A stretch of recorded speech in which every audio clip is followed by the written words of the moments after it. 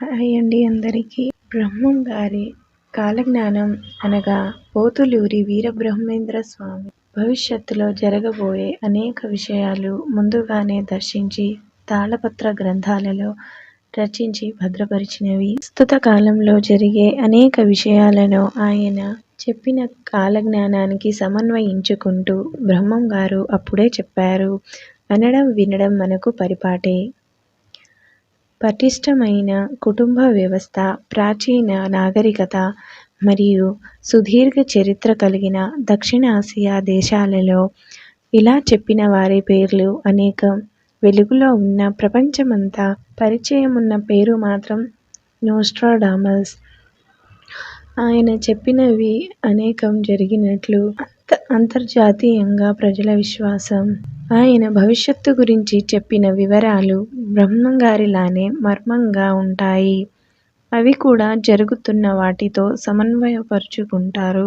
బ్రహ్మం గారు ఆంధ్రుల ఇంట జన్మించిన కారణంగా ఆయన సరస్వతీ నది తీర ప్రాంతంలో జన్మించారని చెప్పిన కాలజ్ఞానంలో ఆంధ్రదేశంలో పలు ప్రదేశాలు చోటు చేసుకున్నాయి. అనేక దేవతలు కూడా చోటు చేసుకున్నారు. గాంధీ మహాత్ముని జననం, ఆయన జాతిని కూడా వివరిస్తూ సూచించబడింది. ఆంగ్లేయ మహమ్మదీయ పాలన, విజయనగర పతనం లాంటి చారిత్రక రాజకీయ పరిణామాలు సూచించబడ్డాయి. ప్రకృతి ప్రకోపాలు, వింతలు, చోద్యాలు, బాబల రాక వలన అనేక విధాలుగా ప్రజల వంచనకు గురికావడం లాంటి సామాజిక విషయాలు వీటిలో చోటు చేసుకున్నాయి. ఆయన కలియుగాంతాన తిరిగి వస్తానని పదే పదే పునరుద్ఘాటించాడు. ఆయన వచ్చే ముందు కలిగే ఉత్పాదనలు సూచించబడ్డాయి.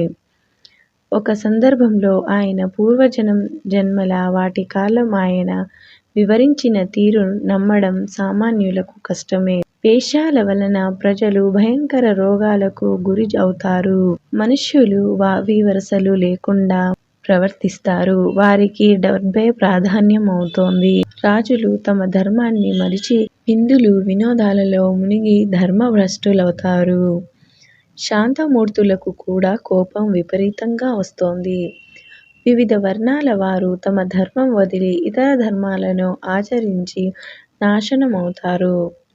పంటలు సరిగా పండక, పాడి పశువులు సరిగా పాలివ్వక భయంకరమైన కరువు సంప్రాప్తిస్తోంది. బ్రాహ్మణులు తమ ధర్మాలను వదిలి ఇతర కర్మలను ఆచరించటం వలన దేశం కల్లోలితమవుతోంది. చోళమండలం నష్టాల పాలవుతోంది. వావి వరుసలు, గౌరవ మర్యాదలు క్షీణించి తండ్రి కొడుకును, కొడుకు తండ్రిని దూషిస్తారు. ప్రజలు కొరువులను నోట పెట్టుకుని తిరుగుతారు. కొండలు మండుతాయి. జనుల కడుపులో మంటలు పుడతాయి. నోటిలో బొబ్బలు లేస్తాయి. నెత్తురు కక్కుతూ రోగాల పాలై జనులు మరణిస్తారు. జంతువులు అలాగే చస్తాయి. దుర్మార్గులు రాజులవుతారు. మంచి ప్రవర్తన కలవారు భయంకర కష్టాల పాలై హీనంగా మరణిస్తారు. మత కలహాలు పెరిగి ఒకరిని ఒకరు చంపుకుంటారు. అడవి మృగాలు గ్రామాల పట్టణాలలో ప్రవేశించి మానవులను చంపుతాయి. నీళ్లతో దీపాలను వెలిగిస్తారు. ఇతర దేశస్థులు భారతదేశాన్ని పాలిస్తారు. మాచర్లలో రాజులంతా ఒక స్త్రీ వలన కలహించుకొని మరణిస్తారు. పట్టపగలే చుక్కలు కనిపించి కొంతమంది ప్రజల మరణానికి హేతు అవుతాయి. ఒకరి భార్యను ఒకరు వశపరుచుకుంటారు. స్త్రీ పురుషులిరువురు కామపీడితులవుతారు. వెంకటేశ్వర క్షేత్రంలో దొంగతనాలు జరుగుతాయి. మహమ్మదీయులు దేవాలయాన్ని దోచుకుంటారు. 5000 ఏళ్ల తరువాత కాశీలో గంగ కనిపించకుండా మాయమైపోతోంది. చెన్నకేశవ స్వామి మహిమలు నాశనమవుతాయి. కృష్ణానది మధ్య బంగారు తేరు పుడుతోంది.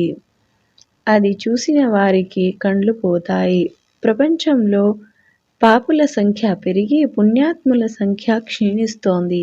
5000 ఏళ్ల తరువాత నేను వీరభోగ వసంతరాయలుగా అవతరించి బ్రహ్మాత్ములను కాపాడే పాపాత్ములను శిక్షిస్తాను. నా భక్తులు తిరిగి నన్ను చేరుకుంటారు. వెంకటేశ్వరునికి మహమ్మదీయులు కూడా పూజలు చేస్తారు. కృష్ణా గోదావరి మధ్య పశువులు కూడి మరణిస్తాయి. తూర్పు నుండి పడమరకు 1 యోజనము ప్రాణము వెడల్పుగా ఆకాశంలో చంగవి చీర కట్టినట్లు కనబడుతోంది. ఎంతోమంది మార్బలం ఉన్న రాజులు సర్వనాశనమైపోతారు. గ్రామాలలో చోరులు పెరిగిపోతారు. పిడుగులు పడి నదులు ఇంకిపోతాయి. విచిత్ర వ్యాధులు పుట్టి ప్రజలు కూర్చున్నవారు కూర్చున్నట్లు, నిలబడిన వారు నిలబడినట్లు మరణిస్తారు. రాత్రింబవళ్ళు గద్దలు గుంపులు గుంపులుగా కూడి అరుస్తాయి. నీటిలోని చేపలు తాము చస్తామని పలుకుతూ వెలుపలికి వస్తాయి. శ్రీశైల పర్వతానికి ఒక ముసలి వస్తోంది. అది భ్రమరాంబ గుడిలో దూరి 8 రోజులుండి మేకలా కూసి మాయమైపోతోంది. శ్రీశైలంలో అగ్నివర్షం పుడుతోంది. గుగ్గిళ్ళ బసవన్న నందీశ్వరుడు రంకెలు వేస్తాడు. ఖణఖణమని కాలు దువ్వుతాడు.